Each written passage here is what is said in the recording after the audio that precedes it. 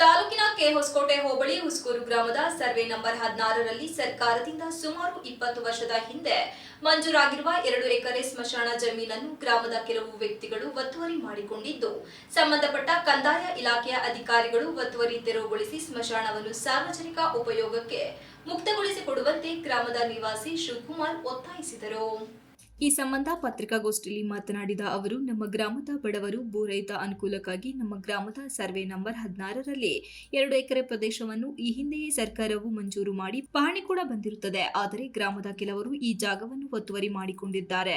ಇದರಿಂದ ಸಾರ್ವಜನಿಕರಿಗೆ ಅನಾನುಕೂಲವಾಗಿರುತ್ತದೆ. ಈ ಸಂಬಂಧ ನಾವು ಕಳೆದ 4 ವರ್ಷಗಳಿಂದಲೂ ತಹಶೀಲ್ದಾರ್ ಅವರಿಗೆ ಮನವಿ ಮಾಡಿಕೊಂಡು ಬರುತ್ತಿದ್ದೇವೆ. ಆದರೆ ಆಯಾಯ ಅವಧಿಯಲ್ಲಿ ಕರ್ತವ್ಯದಲ್ಲಿ ಇದ್ದ ತಹಶೀಲ್ದಾರ್ ಅವರು ಸಮಸ್ಯೆ ಬಗೆಹರಿಸುವ ಭರವಸೆ ನೀಡಿದ್ದಾರೆ. ಆದರೆ ಇಲ್ಲಿಯವರೆಗೂ ಕೂಡ ಸಮಸ್ಯೆಯನ್ನು ಯಾರು ಕೂಡ ಬಗೆಹರಿಸಿರುವುದಿಲ್ಲ. ಆದುದರಿಂದ ಈಗಲಾದರೂ ಸಂಬಂಧಪಟ್ಟ ಕಂದಾಯ ಇಲಾಖೆ ಅಧಿಕಾರಿಗಳು ಗ್ರಾಮಸ್ಥರ ಮನವಿಯಂತೆ ಒತ್ತುವರಿ ತೆರವುಗೊಳಿಸುವಂತೆ ಆಗ್ರಹಿಸಿದರು.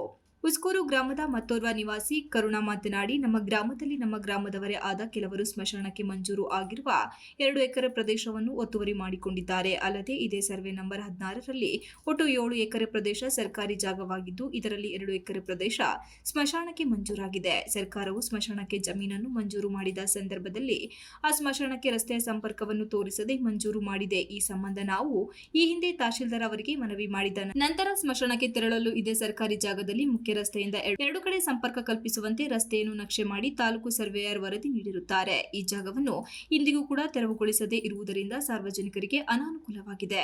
ಮೊನ್ನೆ ಎಷ್ಟೇ ಈಗಿನ ತಹಶೀಲ್ದಾರ್ ಮಲ್ಲಿಕಾರ್ಜುನ್ ಅವರು ಸ್ಥಳಕ್ಕೆ ಭೇಟಿ ನೀಡಿ ಸ್ಥಳ ಪರಿಶೀಲನೆಯನ್ನು ಕೂಡ ನಡೆಸಿರುತ್ತಾರೆ ಹಾಗೂ ಗ್ರಾಮಸ್ಥರಿಗೆ ಶೀಘ್ರದಲ್ಲಿಯೇ ಈ ಜಾಗವನ್ನು ತೆರವುಗೊಳಿಸುವ ಭರವಸೆಯನ್ನು ನೀಡಿರುತ್ತಾರೆ. ಆದರೆ ನಮಗೆ ಶೀಘ್ರದಲ್ಲಿ ನ್ಯಾಯ ಸಿಗಬೇಕು. ಕಾರಣ ಈ ಜಾಗಕ್ಕೆ ಸಂಬಂಧಿಸಿದಂತೆ ಈಗಾಗಲೇ ಈ ಹಿಂದಿನ 4 ಜನ ತಹಶೀಲ್ದಾರ್ ಅವರು ಭರವಸೆಯನ್ನು ನೀಡಿ ಆ ಭರವಸೆ ಆಗಿಯೇ ಉಳಿದುಕೊಂಡಿದೆ.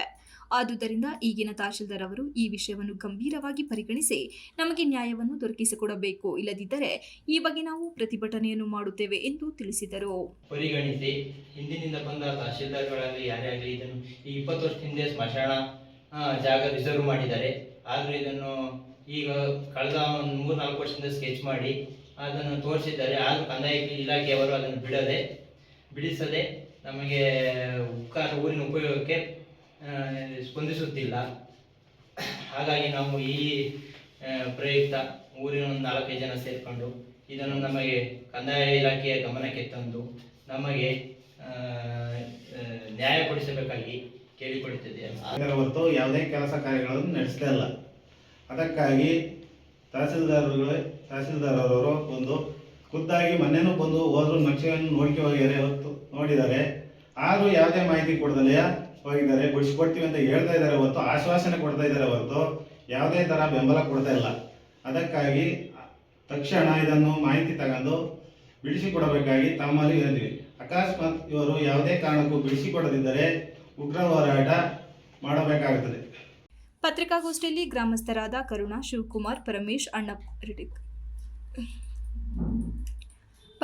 ಅಪ್ಪಣ್ಣ, ಧರ್ಮ ಇತರರು ಉಪಸ್ಥಿತರಿದ್ದರು. Pradeep, TV 46 news Kannada, Aluru.